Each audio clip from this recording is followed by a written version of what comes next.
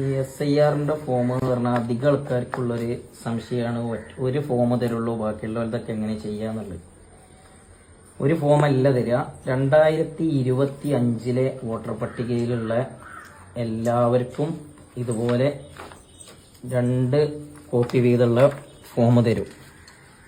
ഇതെന്താ ചെയ്യേണ്ടതെന്ന് വെച്ചാൽ, ഒന്നാമത്തെ ഈ കോളത്തിൽ ഇയാളെ ഫുൾ ഡീറ്റെയിൽസും കാര്യങ്ങളും, ഇപ്പക്കത്തെ ഡീറ്റെയിൽസും കാര്യങ്ങളും എഴുതുക.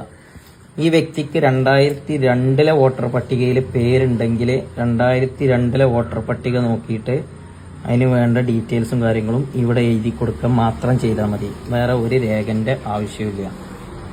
ഇപ്പൊ 2025 വോട്ടർ പട്ടികയിൽ പേരുണ്ട്, 2002 വോട്ടർ പട്ടികയിൽ പേരില്ലാത്ത ആളാണെങ്കിൽ ഇവിടെ ഫുൾ ഡീറ്റെയിൽസ് ചെയ്ത ഇപ്പക്കളത്തെ 2025 വോട്ടർ പട്ടിക പ്രകാരമുള്ള ഡീറ്റെയിൽസ് ചെയ്ത. ഇവിടെ ഈ വ്യക്തിക്ക് വോട്ടില്ലാത്തതുകൊണ്ട് ഇവിടെ ഒന്നും എഴുതരുത്. 2002 വോട്ടില്ലാത്തതുകൊണ്ട് 2002 വോട്ടില്ലാത്ത ആളുകൾ ഇവിടെയാണ് പൂരിപ്പിക്കേണ്ടത്. ഇവിടെ പൂരിപ്പിക്കേണ്ടത് എന്താന്ന് വെച്ചാൽ, 2002 വോട്ടർ പട്ടികയിൽ ഈ വ്യക്തിന്റെ പിതാവ്, മാതാവ് ഇവരുടെ ആരെങ്കിലും ഡീറ്റെയിൽസ് എഴുതി കൊടുക്കുക. ആ ഡീറ്റെയിൽസ് പിതാവിനും മാതാവിനും വോട്ടില്ലാന്നുണ്ടെങ്കിൽ പിതാവിന്റെ സഹോദരനോ അങ്ങനെ ആർക്കെങ്കിലും രക്തബന്ധത്തിൽപ്പെട്ട ആരുടെയെങ്കിലും ഒരു ഡീറ്റെയിൽസ് എഴുതി കൊടുക്കുകയാണ് വേണ്ടത്.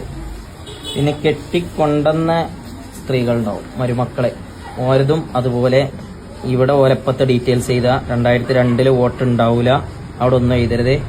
ഇവിടെ ചെയ്യുമ്പോൾ ശ്രദ്ധിക്കേണ്ട കാര്യം എന്താ വെച്ചാൽ, ഭാര്യയാണെങ്കിൽ ഭാര്യന്റെ പിതാവിന്റെയോ മാതാവിന്റെയോ 2002 വോട്ടർ പട്ടികയിലെ ഡീറ്റെയിൽസ് ആണ് എഴുതേണ്ടത്. ഒരിക്കലും ഭർത്താവിന്റെ വോട്ടർ പട്ടികയിലെ ഡീറ്റെയിൽസ് അല്ല എഴുതേണ്ടത്. ഇത്രയും എഴുതി പൂരിപ്പിച്ചാൽ മാത്രം മതി. 2025 വോട്ടില്ലാത്തുള്ള വോട്ട് ചേർക്കലും കാര്യങ്ങളൊക്കെ പിന്നീടാണ് വരിക.